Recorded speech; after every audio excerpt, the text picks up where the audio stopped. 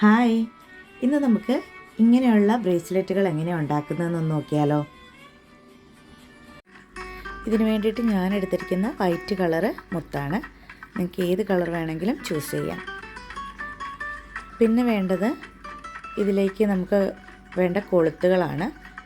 കൊളുത്ത്, അതിൻ്റെ ബ്ലോക്കറും കണക്ടറും എല്ലാം നമുക്ക് ഷോപ്പുകളിൽ വാങ്ങാൻ കിട്ടും.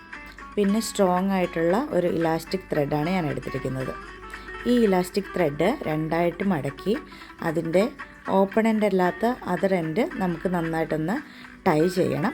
ടൈ ചെയ്തതിന് ശേഷം ഈ ഒരു ബ്ലോക്കറാണ് ആദ്യം കോർത്ത് കൊടുക്കേണ്ടത്. ബ്ലോക്കർ കോർത്തതിന് ശേഷം ഈ ത്രെഡിനെ രണ്ടാക്കി ഡിവൈഡ് ചെയ്ത് വെച്ച് ഓരോ സൈഡിലും രണ്ട് മുത്ത് വെച്ച് ഇങ്ങനെ കോർക്കുക. അതിനുശേഷം രണ്ട് ത്രെഡും ഒന്നിച്ച് വെച്ച് ഒരു മുത്ത് കോർത്ത് കൊടുക്കണം. ഈ ഒരു രീതിയിൽ പിന്നെയും അത് രണ്ടായി സ്പ്ലിറ്റ് ചെയ്ത് രണ്ട് മുത്ത്, പിന്നെ അത് ഒന്നിച്ച് വെച്ചിട്ട് ഒരു മുത്ത്, അങ്ങനെ ആ ഒരു രീതിയിൽ കണ്ടിന്യൂ ആയിട്ട് നമുക്കിങ്ങനെ അങ്ങ് ചെയ്തെടുക്കാം. ലാസ്റ്റ് എഗെയിൻ എത്ര നീളത്തിലാണോ വേണ്ടത് അത്ര എത്തിക്കഴിയുമ്പം നമ്മൾ പിന്നെ ഒരു ബ്ലോക്കർ കോർത്ത് കൊടുത്തതിന് ശേഷം അതിനൊരു കൊളുത്ത്, ആ കൊളുത്ത് നമുക്കിങ്ങനെ കണക്ട് ചെയ്യാൻ പറ്റും.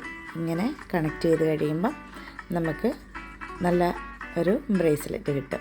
ഇതിനിങ്ങനെയാണ് കയ്യിലിട്ടാൽ ഇതുണ്ടാവുക.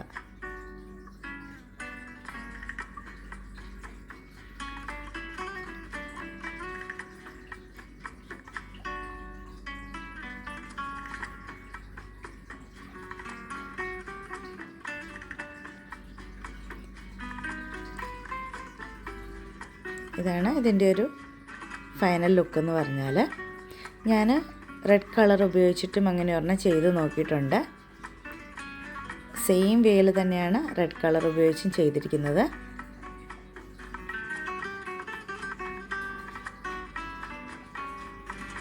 ഇഷ്ടപ്പെടുകയാണെങ്കിൽ ലൈക്ക് ചെയ്യുക.